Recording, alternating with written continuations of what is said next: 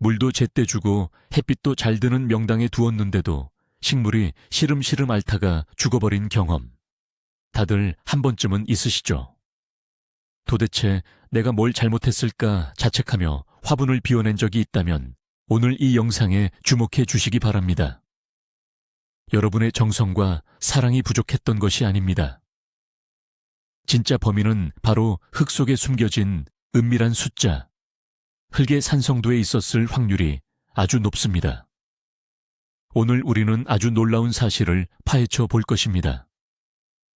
굳이 비싼 산성도, 측정기나 복잡한 화학 장비를 사지 않아도 여러분의 주방에 굴러다니는 아주 흔한 재료 두세 가지만 있으면 단 5분 만에 흙의 상태를 완벽하게 진단할 수 있다는 사실입니다. 혹시 최근에 이유 없이 식물을 떠나보낸 적이 있으신가요? 그 식물이 어떤 식물이었는지 댓글로 남겨주시면 이 영상을 다 보실 때쯤 왜 그랬는지 무릎을 탁 치며 깨닫게 되실 겁니다. 자, 그럼 여러분의 식물을 살려낼 마법 같은 홈 테스트의 세계로 들어가 보겠습니다. 우리가 흔히 pH라고 부르는 산성도는 흙 속에 수소 이온이 얼마나 들어있는지를 나타내는 지표입니다. 과거 우리의 조상들이나 옛날 농부들은 흙의 상태를 알기 위해 직접 흙을 조금 떼어 맛을 보기도 했다고 합니다. 신맛이 나면 산성이고 씁쓸한 맛이 나면 알칼리성이라고 판단했던 아주 원초적인 방법이었습니다. 하지만 현대에 살고 있는 우리가 흙을 주워 먹을 수는 없는 노릇입니다. 식물학이 발전하면서 과학자들은 식물의 뿌리가 흙 속에 영양분을 빨아들이는 능력이 이 산성도 수치에 따라 급격하게 변한다는 사실을 발견했습니다. 즉, 아무리 비싼 비료를 흙에 쏟아부어도 산성도가 맞지 않으면 식물은 그 영양분을 단 1g도 먹지 못하고 굶어 죽게 되는 것입니다. 이것은 마치 맛있는 진수성찬을 차려놓고 입을 꿰매버린 것과 같은 아주 잔인한 상황입니다. 그래서 흙의 성질을 파악하는 것은 가드닝의 가장 기본이자 핵심입니다.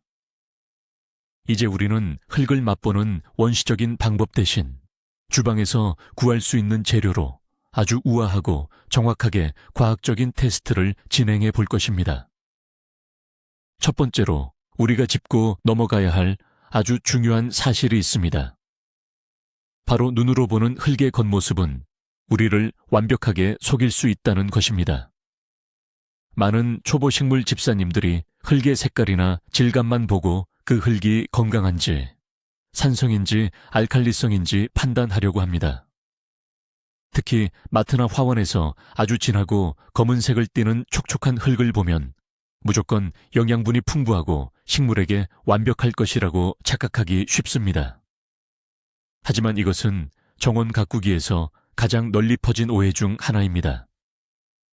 눈으로 흙이 얼마나 검고 비옥해 보이는지는 산성도와 아무런 관련이 없습니다. 예를 들어볼까요? 여러분이 큰돈을 주고 최고급 배양토를 샀다고 가정해 봅시다. 흙은 마치 진한 초콜릿 케이크처럼 부드럽고 검은색입니다. 거기에 예쁜 묘목을 심었습니다. 물도 잘 주고 햇빛도 잘 보여주었는데 몇 주 뒤에 잎이 누렇게 변하고 식물이 시들기 시작합니다. 도대체 무엇이 문제였을까요? 벌레도 없고 물도 부족하지 않았습니다. 진짜 범인은 바로 눈에 보이지 않는 산성도 수치였습니다. 아무리 흙이 기름지고 좋아 보여도 식물이 원하는 산성도가 맞지 않으면 흙 속에 있는 영양분을 전혀 흡수할 수 없습니다. 시각적인 정보에만 의존해서 식물을 키우는 것은 눈을 감고 요리를 하는 것과 같습니다. 소금인지 설탕인지 겉모습만으로는 완벽하게 구분하기 힘든 것처럼 말입니다. 따라서 우리는 흙의 진짜 성격을 알기 위해 과학적인 테스트가 반드시 필요합니다. 눈치 작전은 그만두고 확실한 방법으로 흙 상태를 점검해야 합니다. 그렇다면 산성도, 즉 pH라는 것이 도대체 무엇인지 아주 쉽게 설명해 드리겠습니다. 어려운 화학 시간으로 돌아갈 필요는 전혀 없습니다. pH는 0에서부터 14까지의 숫자로 이루어진 간단한 눈금표라고 생각하시면 됩니다. 이 눈금표의 한가운데 있는 숫자 7이 바로 완벽한 중성을 의미합니다. 우리가 마시는 맑은 물이 바로 이 7에 해당합니다. 숫자 7을 기준으로 숫자가 7보다 작아져서 6, 5, 4 이렇게 내려가면 우리는 그것을 산성이라고 부릅니다. 레몬즙이나 식초를 떠올리시면 이해하기 쉽습니다. 아주 시큼하고 짜릿한 성질이죠. 반대로 숫자 7보다 커져서 8, 9, 10 이렇게 올라가면 그것은 알칼리성이라고 부릅니다. 미끌미끌한 비눗물이나 베이킹소다를 생각하시면 됩니다. 흙도 마찬가지입니다. 흙 속에 빗물이나 썩은 나무잎 같은 것들이 어떻게 섞여 있느냐에 따라 어떤 흙은 레몬즙처럼 산성을 띠고 어떤 흙은 비눗물처럼 알칼리성을 띠게 됩니다. 대부분의 평범한 식물들은 숫자 6에서 7 사이에 약간 산성이거나 중성인 흙을 가장 편안하게 느낍니다. 하지만 모든 사람이 입맛이 다르듯 식물들도 각자 좋아하는 흙의 맛이 따로 있습니다.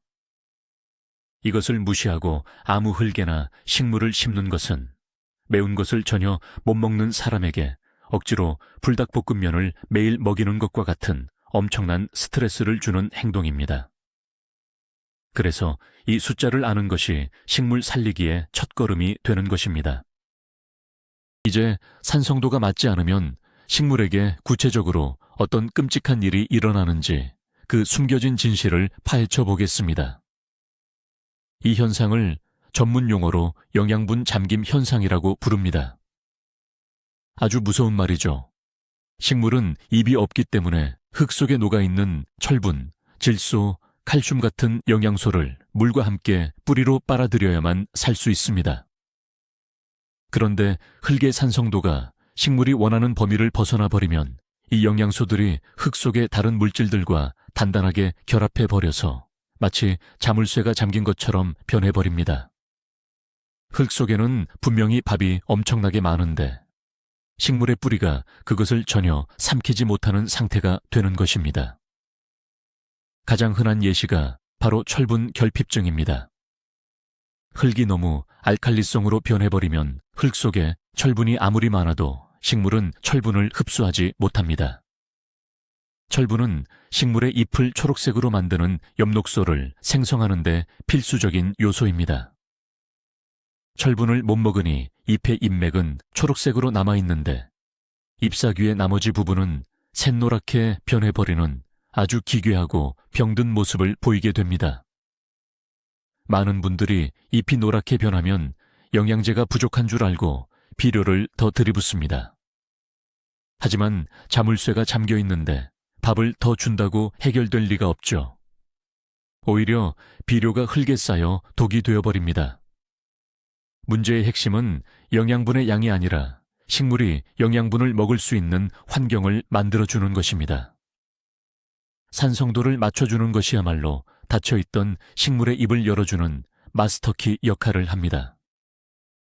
식물마다 좋아하는 입맛이 확연히 다르다는 점도 아주 재미있고 중요한 사실입니다. 어떤 식물들은 시큼한 산성 흙을 미친 듯이 좋아합니다. 대표적인 녀석들이 바로 블루베리, 수국, 그리고 철쭉과 같은 식물들입니다.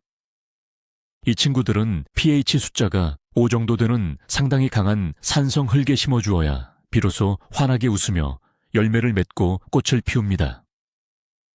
특히 수국은 흙의 산성도에 따라 꽃의 색깔을 마술처럼 바꾸는 아주 신비로운 식물입니다. 흙이 산성이면 깊고 푸른 파란색 꽃을 피우고 알칼리성이면 분홍색 꽃을 피웁니다. 그래서 내가 파란 수국을 원한다면 의도적으로 흙을 산성으로 만들어 주어야 합니다. 반면에 알칼리성 흙을 좋아하는 식물들도 있습니다. 라벤더나 로즈마리 같은 허브 종류, 그리고 토마토와 양배추 같은 채소들은 약간의 알칼리성이나 중성 흙에서 훨씬 더 건강하게 자랍니다. 만약 여러분이 블루베리와 라벤더를 예쁘다고 똑같은 화분 흙에 나란히 심어버린다면 어떻게 될까요? 둘 중 하나는 반드시 시름시름 앓다가 죽고 말 것입니다. 하나는 신맛을 원하고 하나는 씁쓸한 맛을 원하는데 똑같은 밥을 주었으니 당연한 결과입니다. 이것이 바로 우리가 화원이나 마트에서 예쁜 식물을 사올 때 이 녀석이 산성파인지 알칼리성파인지 먼저 족보를 확인해야 하는 결정적인 이유입니다. 식물의 취향을 존중해 주는 것, 그것이 진정한 식물 집사의 길입니다. 본격적인 테스트를 시작하기 전에 가장 중요한 첫 단추인 흙 샘플 채취 방법에 대해 알아보겠습니다. 흙을 퍼오는 것에도 아주 정교한 기술이 필요합니다.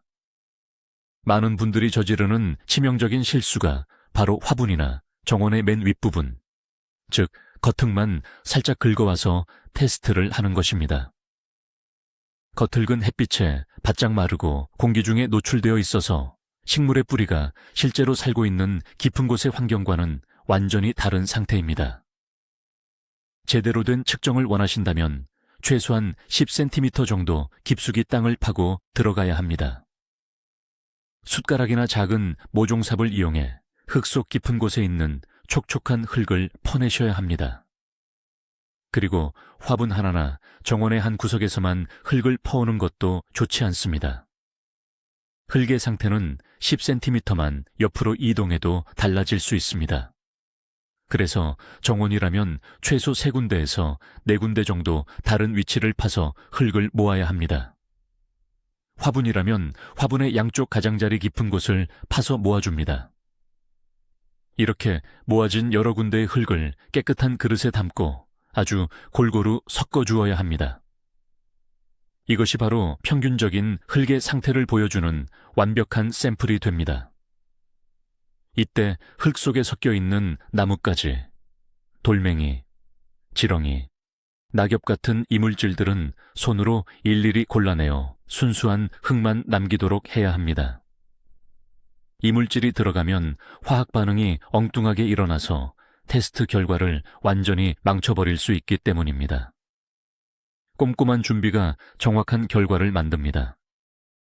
흙 샘플이 준비되었다면 이제 물이 필요합니다. 여기서 또 한 번 수많은 분들이 무의식적으로 범하는 치명적인 실수를 짚고 넘어가겠습니다. 바로 싱크대에서 수돗물을 틀어서 흙에 섞어버리는 행동입니다. 절대로 수돗물을 사용하시면 안 됩니다. 수돗물에는 우리가 안전하게 물을 마실 수 있도록 소독하기 위한 염소 성분뿐만 아니라 칼슘, 마그네슘 같은 다양한 미네랄들이 이미 잔뜩 녹아 있습니다. 특히 우리나라의 수돗물은 지역에 따라 약간 알칼리성을 띠는 경우가 많습니다.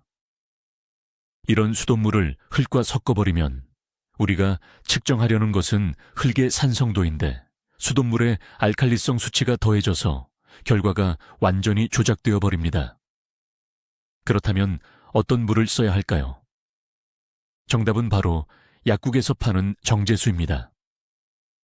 정제수는 불순물이 완벽하게 제거된 pH 7의 완벽한 중성물이기 때문에 흙의 진실을 가리지 않습니다. 만약 정제수를 사러 가기 귀찮으시다면 비 오는 날 깨끗한 그릇에 빗물을 받아두었다가 사용하는 것도 아주 훌륭한 대안이 될 수 있습니다. 빗물은 자연이 만든 가장 훌륭한 정제수 중 하나니까요. 간혹 수돗물을 끓이면 정제수가 된다고 굳게 믿고 계시는 분들이 있는데 이것은 완벽한 오해입니다.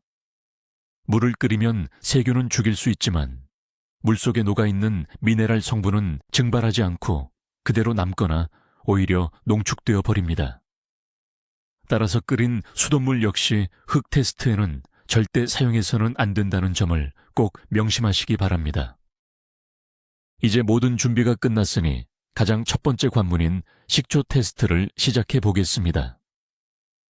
이 테스트는 여러분의 흙이 혹시 알칼리성이 아닌지 확인하는 아주 강력한 방법입니다.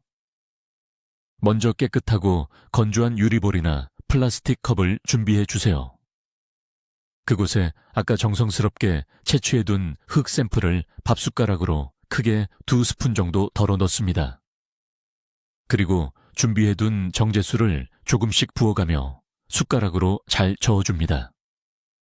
물을 너무 많이 부어서 국처럼 만들면 안 되고 마치 걸쭉하고 찰진 진흙팩이나 팬케이크 반죽 같은 질감이 될 때까지만 물을 넣어주세요. 흙이 물을 머금고 촉촉하게 풀려야 화학 반응이 잘 일어납니다. 자, 이제 마법의 재료인 흰 식초를 꺼낼 차례입니다. 주방에서 쓰는 평범한 양조식초나 사과식초도 괜찮지만 가장 색깔 변화를 방해하지 않고 순수한 반응을 보여주는 맑고 투명한 흰 식초를 사용하는 것이 가장 이상적입니다. 식초는 화학적으로 아세트산이라는 물질을 포함하고 있어서 아주 강력한 산성을 띠고 있습니다. 이 강산성 물질이 흙 속에 숨어있는 성분과 만나면 어떤 일이 벌어질지 관찰하는 것이 이 실험의 핵심입니다. 준비된 진흙 반죽 위에 식초를 콸콸 부어줍니다. 대략 반 컵 정도를 아낌없이 부어주시면 됩니다. 식초가 흙 표면에 닿는 순간 눈과 귀를 열고 흙의 반응을 집중해서 지켜보셔야 합니다. 과연 여러분의 흙은 식초에게 어떤 대답을 들려줄까요? 식초를 붓는 순간 벌어지는 반응에 대해 자세히 알아보겠습니다. 만약 여러분의 흙이 알칼리성 흙이라면 식초가 닿자마자 마치 마법처럼 격렬한 반응이 일어날 것입니다. 치익하는 시원한 소리와 함께 흙 표면에서 수많은 거품이 보글보글 끓어오르기 시작할 것입니다. 마치 탄산음료 뚜껑을 처음 열었을 때 거품이 솟구쳐 오르는 모습이나 상처에 소독약을 발랐을 때 하얀 거품이 일어나는 것과 아주 비슷한 시각적 충격을 줍니다. 왜 이런 일이 생기는 것일까요? 바로 알칼리성 흙 속에 들어있는 탄산칼슘 같은 염기성 물질들이 식초의 강한 산성 성분과 정면으로 충돌하면서 격렬한 화학 반응을 일으키기 때문입니다. 두 물질이 만나 싸우면서 이산화탄소 가스를 대량으로 만들어내고 이 가스가 흙을 뚫고 밖으로 탈출하면서 거품을 만들어내는 것입니다. 이 거품이 크고 요란하게 발생할수록 여러분의 흙은 그만큼 아주 강력한 알칼리성을 띠고 있다는 확실한 증거가 됩니다. 만약 이런 거품이 일어났다면 테스트는 여기서 멈추셔도 좋습니다. 여러분의 흙은 확실한 알칼리성으로 판명났으니까요. 이 흙에는 라벤더나 채소류를 심으면 아주 잘 자라겠지만 블루베리를 심었다가는 일주일도 안 되어 시들어 버릴 것입니다. 거품의 양을 눈으로 보면서 내 흙이 얼마나 알칼리성에 치우쳐 있는지 직관적으로 느낄 수 있다는 점이 이 식초 테스트의 가장 큰 매력입니다. 아주 간단하지만 과학적인 원리가 숨어있는 멋진 실험입니다. 만약 앞서 진행한 식초 테스트에서 흙이 쥐죽은 듯이 고요하고 아무런 거품도 나지 않았다면 어떻게 해야 할까요? 실망하실 필요 없습니다. 그것은 단지 흙이 알칼리성이 아니라는 것을 증명했을 뿐이니까요. 이제 두 번째 관문, 여러분의 흙이 혹시 산성인지 확인하는 베이킹소다 테스트를 진행할 차례입니다. 아까 식초를 부어버린 흙은 과감하게 버리시고 깨끗한 새 그릇을 준비해 줍니다. 그리고 다시 신선한 흙 샘플을 2스푼 덜어 담습니다. 마찬가지로 정제수를 조금씩 부어가며 걸쭉한 진흙 반죽 상태로 만들어줍니다. 흙을 완전히 물에 적셔놓아야 다음 단계의 반응이 극적으로 일어납니다. 자, 이제 주방 찬장에 있는 베이킹소다를 꺼내봅시다. 빵을 부풀릴 때나 청소할 때 쓰는 바로 그 흔한 하얀 가루 맞습니다. 베이킹소다는 화학용어로 탄산수소나트륨이라고 부르며 물에 녹으면 강한 알칼리성을 띠게 되는 물질입니다. 아까 식초와는 완전히 반대되는 성격을 가진 녀석이죠. 이제 이 베이킹소다 가루를 진흙 반죽 표면 위에 아낌없이 솔솔 뿌려줍니다. 밥숟가락으로 크게 한 스푼 정도를 흙 위에 덮어주듯 흩뿌려 주시면 됩니다. 알칼리성 가루인 베이킹소다가 흙과 만났을 때 이번에는 어떤 화학적인 드라마가 펼쳐질지 숨을 죽이고 지켜보아야 합니다. 과연 이번에는 흙이 어떤 반응을 보여줄까요? 베이킹소다를 뿌린 후의 반응을 분석해 봅시다. 만약 여러분의 흙이 산성을 띠고 있다면 베이킹소다 가루가 젖은 흙과 닿는 순간 다시 한번 놀라운 광경이 펼쳐집니다. 아까 식초 때와 마찬가지로 치익 소리가 나면서 보글보글 거품이 피어오르기 시작할 것입니다. 초등학교 과학 시간에 화산폭발 모형 실험을 해보신 적이 있나요? 식초에 베이킹소다를 넣으면 붉은 거품이 부글부글 끓어 넘치던 바로 그 원리와 완벽하게 똑같습니다.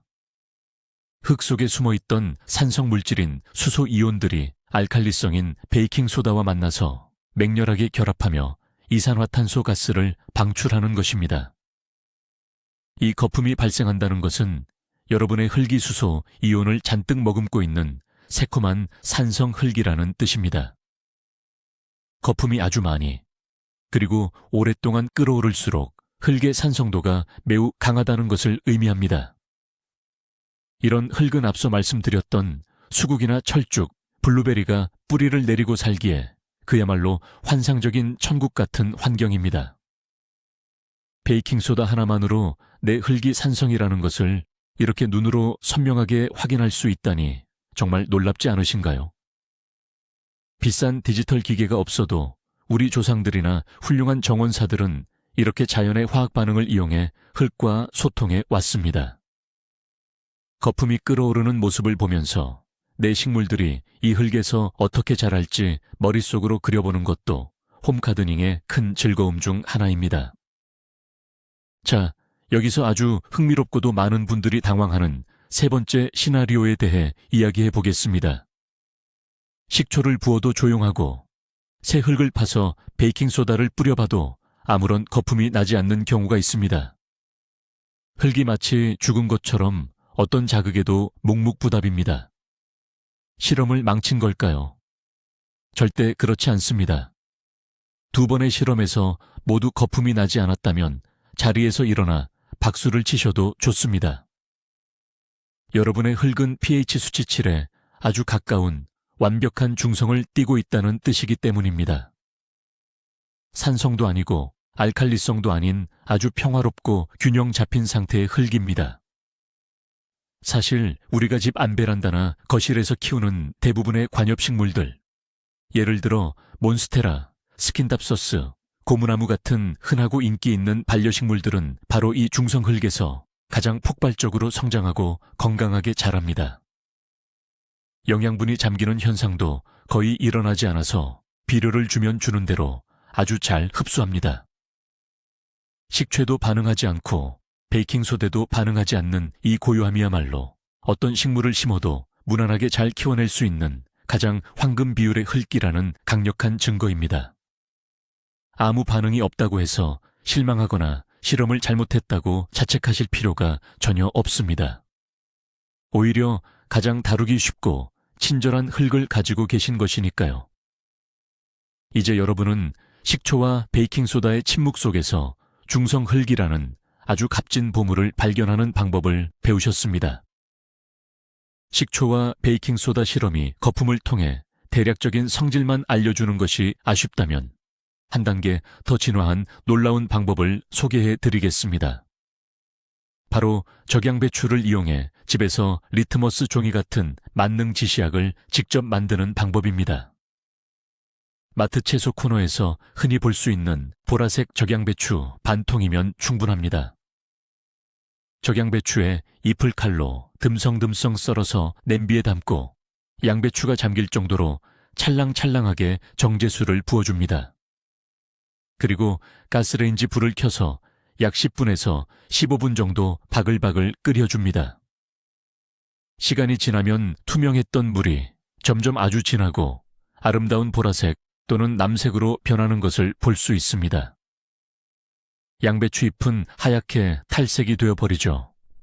바로 이것이 핵심입니다. 적양배추에는 안토시아닌이라는 아주 특별하고 신비로운 천연 색소가 듬뿍 들어 있습니다. 이 안토시아닌은 자신이 만나는 액체의 산성도에 따라 카멜론처럼 색깔을 확확 바꾸는 아주 예민하고 똑똑한 물질입니다. 다 끓인 물을 체에 받쳐 양배추 건더기는 버리고 진한 보라색 국물만 깨끗한 유리병에 담아 식혀줍니다. 축하합니다. 여러분은 방금 화학실험실에서나 쓰는 고가의 만능 pH 지시약을 주방에서 냄비 하나로 만들어내셨습니다. 이 마법의 보라색 물약 하나면 이제 흙의 상태를 아주 다채로운 색깔로 눈앞에서 확인할 수 있게 됩니다. 정말 마법사라도 된 것 같은 기분이 들지 않으신가요? 이제 여러분이 직접 만든 마법의 적양배추 지시약을 가지고 본격적인 색깔 놀이를 해볼 시간입니다. 투명하고 깨끗한 유리잔을 2개 준비해 주세요. 한쪽 잔에는 흙을 약간 넣고 정제수를 부어 잘 저어준 뒤 커피 필터나 고운체를 이용해 맑은 흙물만 따로 걸러냅니다. 흙 건더기가 있으면 색깔을 보기 힘드니까요.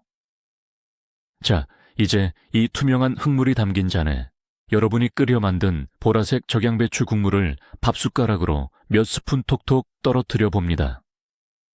그리고 색깔이 어떻게 변하는지 지켜보세요.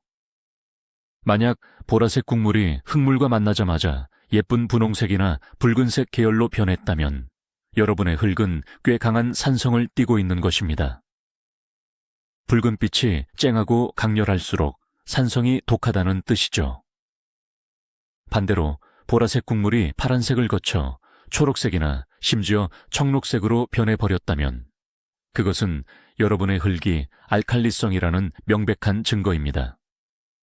초록빛이 짙을수록 강한 알칼리성을 의미합니다. 만약 보라색 국물을 넣었는데도 색깔이 변하지 않고 그대로 보라색을 유지한다면 그것은 pH 7에 해당하는 완벽한 중성 흙이라는 뜻입니다. 이 적양배추 테스트는 단순히 거품이 나는지 안 나는지를 넘어서 분홍색부터 보라색, 초록색까지 시각적으로 아주 아름답고 정확하게 산성도의 강약까지 보여주는 최고의 홈 테스트 방법입니다. 아이들과 함께 과학 실험으로 해보기에도 너무나 훌륭하고 안전한 가드닝 팁입니다. 산성도를 조절하는 방법에 대해 인터넷을 검색해보면 정말 많은 민간 요법들이 돌아다닙니다. 그 중에서 가장 널리 퍼진 엄청난 오해, 바로 커피 찌꺼기에 대한 진실을 낱낱이 파헤쳐 보겠습니다. 수많은 블로그나 영상에서 흙을 산성으로 만들고 싶으면 카페에서 얻어온 커피 찌꺼기를 흙에 듬뿍 섞어주라고 조언합니다. 커피는 원래 신맛이 나니까 당연히 흙도 산성으로 만들어줄 것이라는 아주 단순하고 직관적인 착각에서 비롯된 속설입니다. 하지만 이것은 완전히 틀린 낭설입니다. 신선하게 로스팅된 커피 원두 자체는 분명히 산성을 띠는 것이 맞습니다. 하지만 우리가 뜨거운 물을 부어 에스프레소나 아메리카노로 커피를 추출하고 남은 그 축축한 찌꺼기에는 놀랍게도 산성 성분이 거의 다 물에 씻겨 내려가고 없습니다. 이미 우리가 마신 커피 한 잔에 그 신맛이 다 빠져나간 것입니다. 남은 찌꺼기의 pH를 측정해보면 놀랍게도 거의 7에 가까운 중성을 띠고 있습니다. 따라서 흙을 산성으로 바꾸겠다고 커피 찌꺼기를 화분에 쏟아붓는 것은 산성도 조절에는 아무런 도움도 주지 못합니다. 오히려 말리지 않은 찌꺼기를 흙에 덮어두면 곰팡이가 슬고 날파리가 들끓는 최악의 부작용만 낳게 됩니다. 커피 찌꺼기는 질소를 보충해주는 훌륭한 퇴비 재료가 될 수는 있지만 절대 흙을 산성으로 뚝딱 바꿔주는 마법의 가루가 아니라는 사실을 명심하셔야 합니다. 잘못된 정보는 소중한 식물을 해칠 수 있습니다. 커피 찌꺼기 못지않게 식물 집사들 사이에서 거의 만병통치약처럼 떠도는 또 다른 신화가 있습니다. 바로 계란 껍데기에 대한 믿음입니다. 많은 분들이 계란을 먹고 난 후 껍데기를 대충 부수어서 화분 흙 위에 올려두거나 섞어줍니다. 계란 껍데기가 알칼리성을 띠는 칼슘 덩어리이기 때문에 이것을 흙에 넣으면 흙의 산성도를 낮추고 알칼리성으로 만들어줄 것이라고 철석같이 믿는 것입니다. 이론적으로 계란 껍데기는 탄산칼슘으로 이루어져 있어서 알칼리성인 것은 맞습니다. 하지만 여기에는 아주 치명적인 함정이 숨어 있습니다. 계란 껍데기는 자연 상태에서 분해되는데 엄청나게 오랜 시간이 걸립니다. 대충 손으로 바스라뜨린 조각을 흙에 묻어두면 흙 속에 녹아들어 산성도를 변화시키는데 최소 1년에서 몇 년이 걸릴 수도 있습니다. 당장 식물이 산성도 때문에 죽어가고 있는데 몇 년 뒤에나 효과가 나타나는 처방을 내리는 셈입니다. 만약 계란 껍데기로 정말 흙의 산성도를 유의미하게 바꾸고 싶다면 껍데기를 바짝 말린 다음 믹서기에 넣고 밀가루보다 훨씬 고운 아주 미세한 가루로 갈아내야 합니다. 그렇게 고운 가루를 만들어 흙에 아주 많이 섞어주어야만 그나마 몇 달 뒤에 조금 효과를 볼 수 있습니다. 듬성듬성 부순 계란 껍데기는 시각적인 장식 효과나 민달팽이를 쫓는 약간의 방어막 역할만 할 뿐, 즉각적인 pH 조절제로는 완전히 낙제점입니다. 낭만적인 민간요법에 의존하기보다는 정확한 과학을 따르는 것이 식물을 살리는 길입니다. 그렇다면 내 흙이 식물이 살기에 너무 척박한 알칼리성이라는 것을 확인했을 때 민간요법이 아니라 진짜 안전하고 확실하게 산성으로 바꾸는 방법은 무엇일까요? 정원사들이 가장 추천하는 검증된 방법은 바로 유황가루를 사용하는 것입니다. 원예용으로 판매되는 농업용 유황가루를 흙에 골고루 섞어주면 흙 속에 사는 미생물들이 이 유황을 천천히 갉아먹으면서 분해하기 시작합니다. 그리고 그 분해 과정에서 자연스럽게 황산이라는 물질이 만들어지며 흙을 서서히 산성으로 변화시킵니다. 이 과정은 마법처럼 하루아침에 이루어지지 않고 미생물이 활동할 시간이 필요하기 때문에 최소 몇 주에서 길게는 몇 달이 걸릴 수 있습니다. 만약 조금 더 부드럽고 자연스러운 방법을 원하신다면 원예용 상토의 주원료로 쓰이는 피트모스를 듬뿍 섞어주는 것도 아주 훌륭한 방법입니다. 피트모스 자체는 아주 강한 산성을 띠고 있는 천연 물질이라서 알칼리성 흙과 섞어주면 전반적인 산성도를 부드럽게 낮춰줍니다. 흙을 고치는 작업은 마치 진한 홍채에 뜨거운 물을 조금씩 부어가며 서서히 농도를 맞추는 것과 같습니다. 절대 조급해하지 말고 부드러운 재료를 이용해 천천히 흙의 체질을 개선해 나가는 것이 중요합니다. 반대의 경우도 살펴봅시다. 테스트 결과 흙이 너무 강한 산성으로 나와서 일반적인 식물들이 자라기 힘든 척박한 땅이 되었다면 어떻게 알칼리성 쪽으로 중화시킬 수 있을까요? 이때 가드너들이 정가의 보도처럼 꺼내드는 것이 바로 농업용 소석회, 즉 라임입니다. 석회 가루를 흙에 뿌리고 섞어주면 산성을 아주 빠르고 효과적으로 중화시켜줍니다. 하지만 소석회는 화학적 반응이 너무 빠르고 강하게 일어날 수 있어서 자칫 잘못하면 흙을 망칠 수 있으므로 사용량 조절에 각별히 주의해야 합니다. 화분이나 작은 베란다 정원에서 좀 더 안전하고 유기농적인 방법을 찾으신다면 겨울철 난로에서 나무를 태우고 남은 순수한 목초액이나 나무재를 활용하는 것을 강력하게 추천합니다. 단, 페인트 칠이 되어 있거나 화학 처리가 된 나무가 아니라 완전히 순수한 자연 상태의 참나무나 소나무 등을 태운 재여야만 합니다. 이 순수한 나무재에는 칼륨과 칼슘이 아주 풍부하게 들어있어서 강렬한 알칼리성을 띱니다. 이것을 산성 흙에 조금씩 섞어주면 아주 부드럽고 자연스럽게 산성도를 중화시키면서 동시에 훌륭한 천연 칼륨 비료 역할까지 해내는 일석이조의 효과를 누릴 수 있습니다. 전통 방식의 농법에서도 재를 밭에 뿌리는 이유가 바로 여기에 숨어 있습니다. 흙의 산성도를 조절할 때 가장 두려워해야 할 적은 무엇일까요? 그것은 산성이나 알칼리성 그 자체가 아니라 바로 급격한 환경 변화입니다. 식물은 우리가 생각하는 것보다 훨씬 더 보수적이고 변화를 싫어하는 생명체입니다. 자기가 살고 있는 흙의 상태에 뿌리를 맞추고 간신히 적응해 살아가고 있는데 주인이 흙의 성질을 바꾸겠다고 화학약품이나 비료를 하루아침에 들이부어 산성도를 급격하게 바꿔버리면 식물은 어마어마한 충격을 받습니다. 이것을 가드닝 용어로 pH 쇼크라고 부릅니다. 수조의 물갈이를 한 번에 해버리면 물고기가 쇼크로 죽는 것과 완벽하게 똑같은 이치입니다. 수소 이온 농도가 갑자기 변하면 식물의 여린 잔뿌리들이 화학적인 화상을 입고 까맣게 타들어가며 녹아버립니다. 뿌리가 닫혀버리면 아무리 흙 환경이 좋아졌다고 해도 물과 양분을 흡수할 수 없으니 식물은 결국 말라 죽고 맙니다. 따라서 흙의 성질을 고칠 때는 식물이 눈치채지 못할 정도로 아주 천천히 약한 농도로 여러 번에 나누어 조치해야 합니다. 몇 주 혹은 몇 달에 걸쳐 서서히 변화를 유도하는 느림의 미학이 필요합니다.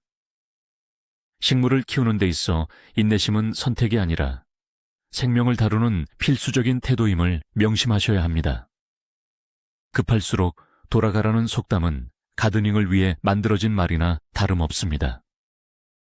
우리가 키우는 식물들의 거주 환경, 즉 실내 화분과 야외 정원의 차이점도 산성도를 이해하는데 아주 중요한 포인트입니다.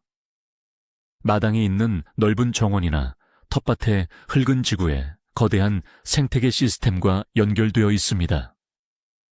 비가 내리면서 땅을 씻어주고 흙 속에 수많은 미생물과 지렁이들이 쉬지 않고 흙을 파뒤집으며 자정작용을 합니다. 그래서 정원의 흙은 산성도가 변하더라도 아주 서서히 변하며 웬만해서는 극단적으로 나빠지지 않습니다. 반면에 우리가 거실이나 베란다에 두고 키우는 화분은 상황이 완전히 다릅니다. 화분은 꽉 막힌 플라스틱이나 도자기 속에 흙이 갇혀있는 아주 작고 고립된 생태계입니다. 물을 주면 빠져나갈 곳이 화분 구멍 하나뿐입니다. 특히 수돗물을 계속해서 주게 되면 수돗물 속에 들어있던 염소와 미네랄 성분들이 화분 흙 속에 차곡차곡 쌓이게 됩니다.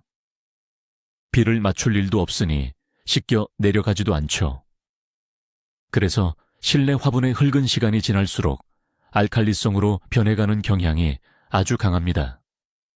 또한 식물이 비료를 먹고 배출하는 노폐물들도 좁은 흙 속에 축적되어 흙의 산성도를 널뛰게 만듭니다. 그렇기 때문에 갇힌 환경인 화분에서 식물을 키울수록 흙의 상태를 맹신하지 말고 정기적으로 산성도를 테스트해 주어야 식물을 오래오래 건강하게 곁에 둘 수 있습니다. 마지막으로 오늘 알려드린 홈 테스트를 진행할 때 흔히 발생하는 실수들과 문제를 해결하는 방법을 정리해 드리겠습니다. 테스트 결과가 이상하거나 반응이 미적지근하다면 가장 먼저 여러분이 사용한 도구를 의심해 보셔야 합니다. 유리볼이나 숟가락에 이전에 요리할 때 쓰던 소금기나 세제 찌꺼기가 아주 미세하게라도 남아있었다면 그 화학 성분들이 반응에 개입해서 결과를 완전히 엉망으로 만듭니다. 반드시 뜨거운 물로 깨끗하게 헹구고 완전히 건조된 도구를 사용해야 합니다. 두 번째는 재료의 신선도입니다. 냉장고 구석에 몇 년 동안 방치되어 딱딱하게 굳어버린 베이킹소다는 이미 공기 중의 수분을 흡수해 화학적 효력을 상실했을 가능성이 큽니다. 유통기한이 지나지 않은 뽀송뽀송한 베이킹소다를 사용하셔야 확실한 반응을 볼 수 있습니다. 마지막으로 흙을 섞을 때 정제수를 너무 많이 부어서 국물을 만들어버리면 식초나 베이킹소다가 물에 희석되어 버려서 거품 반응이 너무 약하게 일어나 눈으로 확인하기 힘들어집니다. 반드시 진흙팩 같은 걸쭉한 농도를 맞추는 것을 잊지 마세요. 과학 실험의 생명은 통제된 변수입니다. 만약 결과가 조금 헷갈린다면 완전히 새로운 흙 샘플을 파내어 처음부터 다시 한번 테스트를 반복해 보세요. 2번의 실험에서 같은 결과가 나온다면 여러분의 진단은 100% 정확한 것입니다. 이제 여러분은 훌륭한 흙 전문 진단가가 되실 준비를 마쳤습니다. 오늘 우리는 단순한 원의 팁을 넘어서 주방에서 이루어지는 작은 화학 실험을 통해 식물의 언어를 번역하는 놀라운 방법을 배웠습니다. 눈에 보이지 않는 pH 수치가 우리 식물의 생사를 쥐락펴락하고 있었다는 사실, 정말 놀랍지 않으신가요? 비싼 장비 하나 없이 오직 식초와 베이킹소다, 그리고 보라색 양배추만으로 흙의 진실을 밝혀내는 이 과정은 가드닝의 질을 한 차원 높여줄 것입니다. 흙의 산성도를 안다는 것은 굳게 닫혀있던 식물의 입을 열어 맛있는 영양분을 떠먹여주는 것과 같습니다. 이제 마트에서 산 흙이라고 무조건 믿지 마시고 여러분의 식물이 진짜 원하는 맛이 무엇인지 꼭 먼저 테스트해 보시기 바랍니다. 이 작은 귀찮음 하나가 여러분의 베란다를 울창한 숲으로 바꾸는 결정적인 열쇠가 될 것입니다. 오늘 영상이 여러분의 슬기로운 식물 생활에 큰 도움이 되셨기를 바랍니다. 유익하셨다면 잊지 마시고 구독과 좋아요 버튼을 꾹 눌러주세요. 주변에 식물을 자꾸 죽이는 마이너스의 손을 가진 친구가 있다면 이 영상을 꼭 공유해 주시기 바랍니다. 여러분이 지금 가장 애지중지 키우고 있는 반려식물은 무엇인가요? 그리고 오늘 배운 방법으로 테스트를 해본다면 어떤 결과가 나올 것 같나요? 자유롭게 댓글로 여러분의 생각과 가드닝 경험담을 남겨주시면 감사하겠습니다. 그럼 다음에도 더욱 신기하고 유용한 가드닝 꿀팁으로 찾아오겠습니다. 시청해 주셔서 진심으로 감사합니다.